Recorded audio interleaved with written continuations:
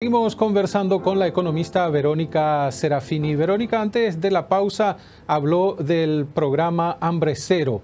¿Qué opinión particular, así de manera profesional, tiene del programa y cómo lo ve en el desarrollo que está teniendo actualmente?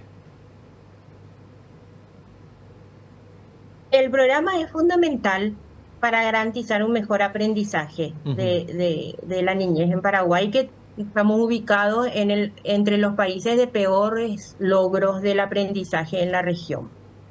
Y las evaluaciones educativas señalan que la mitad del problema está en los hogares o por fuera del sistema educativo, es Sí. decir, está justamente en la protección eh, social a los niños y niñas. Y este es un programa central para la protección social porque permite eh, que los niños se alimenten en un entorno que se supone que es seguro, con pares, y no solamente se alimenten, sino que también un componente muy importante del programa de alimentación escolar en todos los países del mundo, inclusive en los países desarrollados, es la educación alimentaria. Ujú.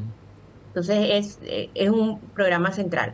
Ahora, como programa debería tener un mayor arraigo en la agricultura familiar y en las pequeñas y medianas empresas, Sí. porque el monto que se maneja en este programa es muy grande y puede tener un efecto multiplicador también muy grande en los ingresos de la agricultura familiar. Por eso Ujú. es central que la atención no se focalice solo en la provisión de alimentos, sino también en cómo se produce y cómo se provee a esos alimentos al programa. Ujú. Y por otro lado, creo que es importante fortalecer la participación de los padres y madres. En cualquier otro país, la participación de padres y madres es lo que permite garantizar calidad, porque ellos hacen el monitoreo, van a los colegios, prueban la comida y garantizan que ese plato de comida reúna las condiciones que se señalan en el programa. Y para eso se necesita mucha transparencia, es decir, que los padres y madres conozcan, que la comunidad educativa conozca qué tipo de alimentos se proveen, el plan alimentario, qué tipo de productos tiene, Ujú. y de esa manera se cierra el círculo sin grandes costos en términos del monitoreo, la evaluación de la calidad del programa. Ujú. Es un programa nuevo que creció mucho, o sea, no es nuevo, tenía muchos años, pero en esta dimensión creció mucho, por lo tanto, creo que hace falta un esfuerzo en cerrar los círculos para garantizar calidad, por un lado, y por otro, un efecto multiplicador en la agricultura familiar y en las pequeñas y medianas empresas. Ujú. Sería fundamental en esto lo que mencionaba antes, Verónica, de fortalecer la producción de alimentos, porque o si no va a llegar un momento en que no se puede cubrir la demanda y va a ser necesario importar. Y ahí ya entramos de nuevo en el programa, en el problema que mencionaba anteriormente. Que es sumamente contradictorio que un país productor de alimentos tenga que importar alimentos Sí. para poder garantizar un derecho humano básico, que es el de la alimentación. Ujú. Es inconcebible que tengamos que importar alimentos que tienen un doble efecto.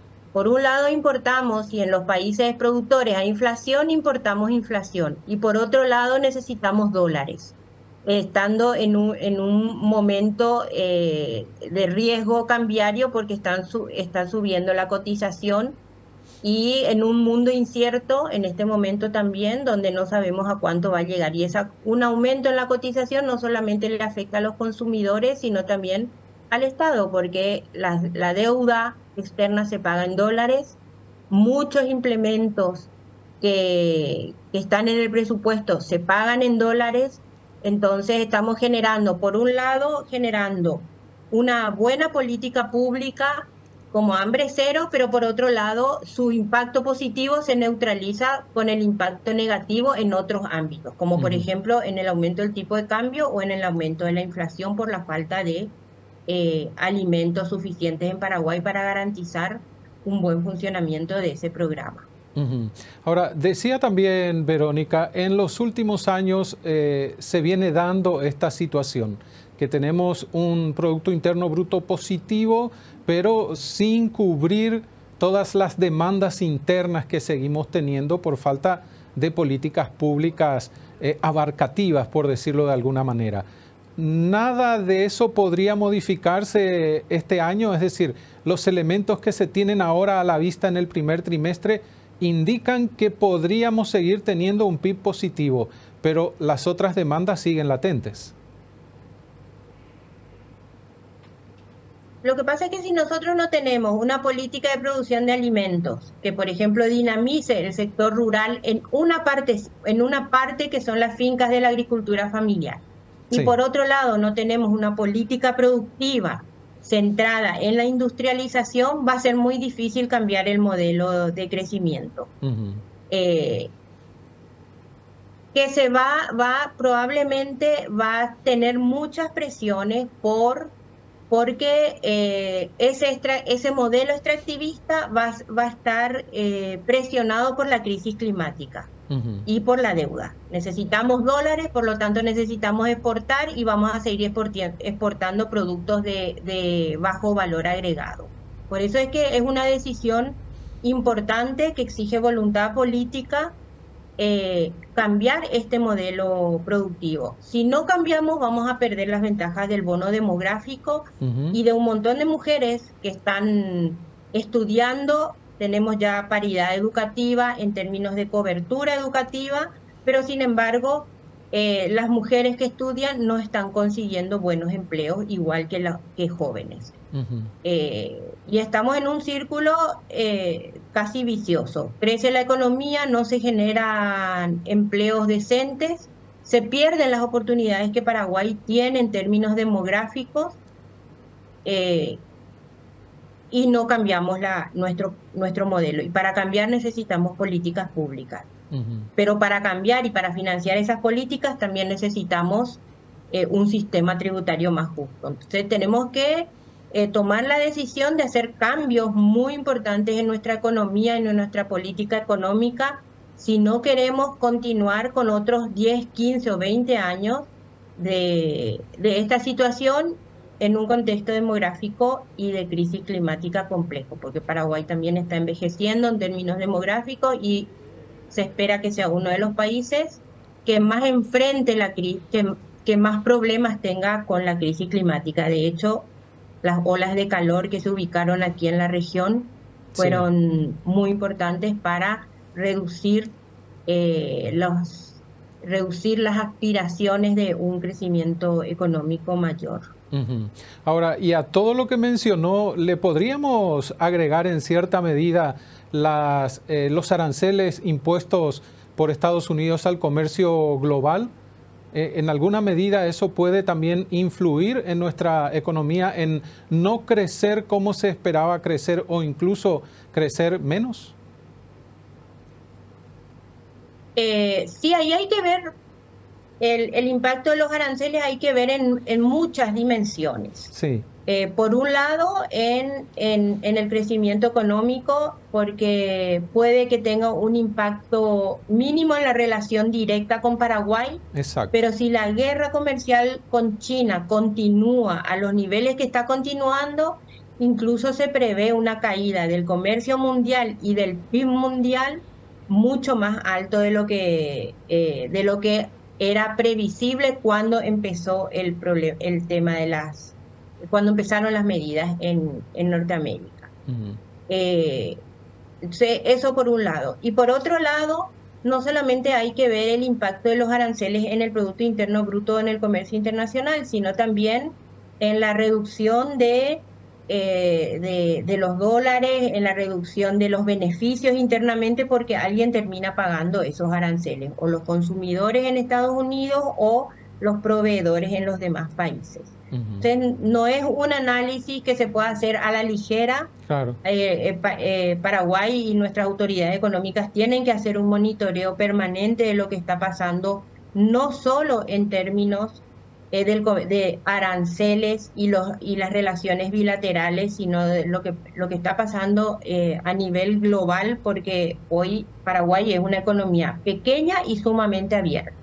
Por lo tanto, lo que pase, por ejemplo, entre China y Estados Unidos también va a repercutir. Lo que pase entre la Unión Europea y Estados Unidos también va a repercutir. Lo que pase entre la Unión Europea y China también va a repercutir en Paraguay. Así que ahí hay que estar atentos y no asumir análisis simplistas. Y más allá de lo que pueda llegar a provocar en nuestra economía, ¿se podría ver esta situación global como una oportunidad también para Paraguay o no, Verónica? Y es muy difícil pensar en oportunidades para un país como Paraguay en el marco de una crisis. Muchas veces se quiere ver como positiva una crisis, pero en realidad una crisis económica global no le conviene a nadie. Por lo tanto, hay que tener cuidado con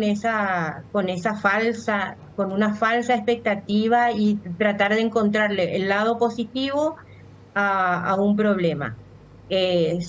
Cuando la Argentina está en crisis, siempre se habla de Paraguay tiene una oportunidad. Y la verdad es que nosotros estamos creciendo, en los últimos años ralentizamos la reducción de la pobreza, los ingresos laborales siguen cayendo,